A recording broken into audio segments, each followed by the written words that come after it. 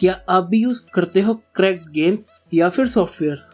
सो किन किन चीजों का आपको ध्यान रखना चाहिए, ये क्या चीजें करनी चाहिए अगर आप डाउनलोड करके इंस्टॉल करो, यूज करो क्रैक्ड सॉफ्टवेयर्स, सो वायरस या कोई मालवेयर ना आ जाए। अगर आ भी जाए सो जल्द से जल्द उसे कैसे हटाएं, और बेस्ट एंटीवायरस कौन सा है, इसके बारे में हम बात करेंगे। अब मैं बिल्कुल भी प्रमोट नहीं कर रहा कि आप क्रैक गेम या क्रैक सॉफ्टवेयर यूज करो, मैं बस आपको अवेयर कर रहा हूँ अगर आप यूज करते हो, जो कि मैक्सिमम लोग इंडिया के अंदर स्पेशली ऑलमोस्ट 99% लोगों ने कभी न कभी जिंदगी में क्रैक सॉफ्टवेयर या गेम खेली होगी।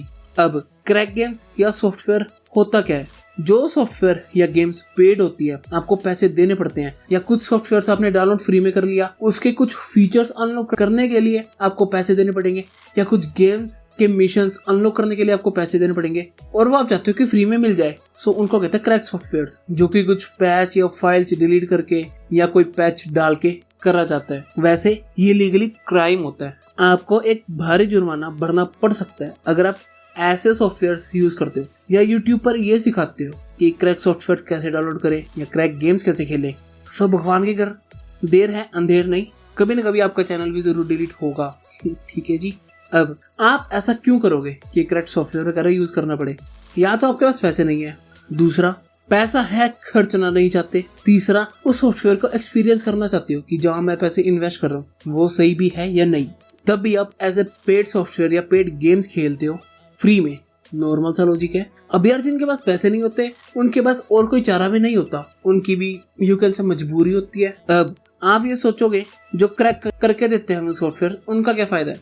वो क्रैक करने के बाद लॉन्च करने से पहले ही डील कर लेते हैं हैकर से या एडवर्टाइजर से, सो डैट वो आपका डेटा लेते हैं एडवर्टाइजमेंट दिखाने के लिए या चोरी करने के लिए। एट द एंड सारी गेम पैस हो गई है, उनको भी पैसा मिलता है जो कि ये गेम या सॉफ्टवेयर क्रैक करते हैं। सो अगर आपकी मजबूरी ही है कि क्रैक सॉफ्टवेयर यूज करने ही पड़ेंगे आपको, सबसे पहली बात, डाउनलोड करते हुए उसे या पेन ड्राइव से या किसी की हार्ड डिस्क से ले रहे हो, ट्रांसफर करते हुए कभी भी एंटीवायरस ऑफ मत रखना प्लीज। हाँ, कहते हैं कि एंटीवायरस ऑन रखोगे सो कुछ फाइल्स डिलीट हो जाती है, वो सिर्फ और सिर्फ इंस्टॉल के टाइम पर।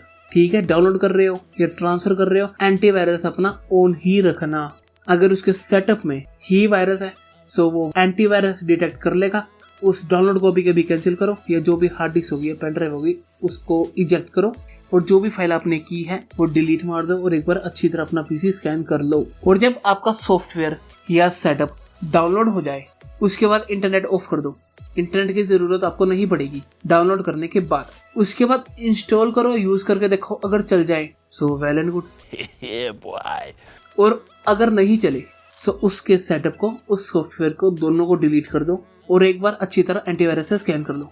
और अगर सॉफ्टवेयर चल जाए उसके बाद एंटीवायरस को स्कैन कर लेना सेटअप डिलीट मारने के बाद, क्योंकि जो भी सॉफ्टवेयर या गेम है उसका सेटअप की जरूरत आपको आगे पड़ेगी नहीं, क्योंकि आप इंस्टॉल कर चुके हो और वो चल रहा है, आपने चला के देख लिया। और इन दी एंड आपने अपना पूरा पीसी या लैपटॉप जो भी है आपके पास डिवाइस, वो आपने अच्छी तरह स्कैन करके देख लिया एंटीवायरस से, उसके बाद ही इंटरनेट से कनेक्टेड करना। ये मेरी राय है। आप बहुत बड़े वायरस या मालवेयर अटैक से बच सकते हो इस टिप से।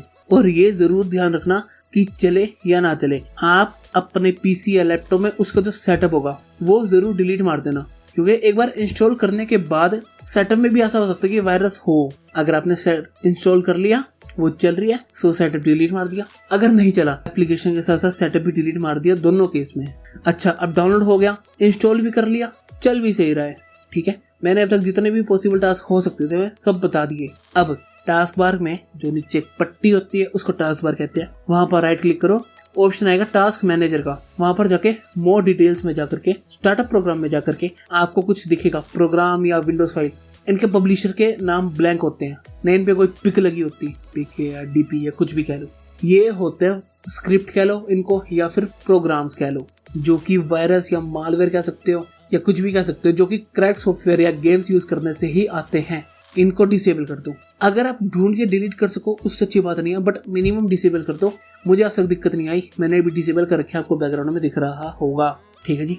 ये प्रोग्राम या तो आपका डेटा चोरी करके ये जिसने भी प्रोग्राम डाला है उसको भेज रहा होगा, या आपके कुछ फाइल्स रैंसम के लिए यूज कर सकता है। आपके कुछ इंपॉर्टेंट डेटा है उसमें से फाइल लॉक लगा दिया। अब वो कहेगा मैं पासवर्ड तभी दूंगा जब आप मुझे एक्स अमाउंट के पैसे बैंक में ट्रांसफर कर दोगे।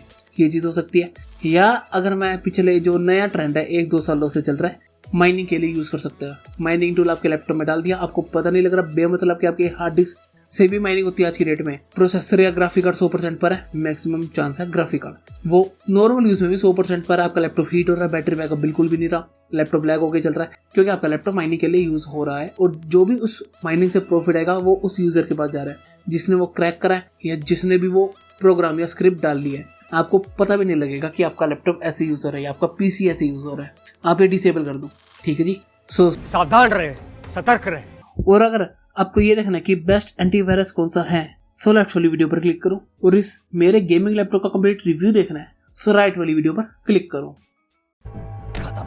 और हाँ, ये आखिरी वीडियो है चैलेंज की।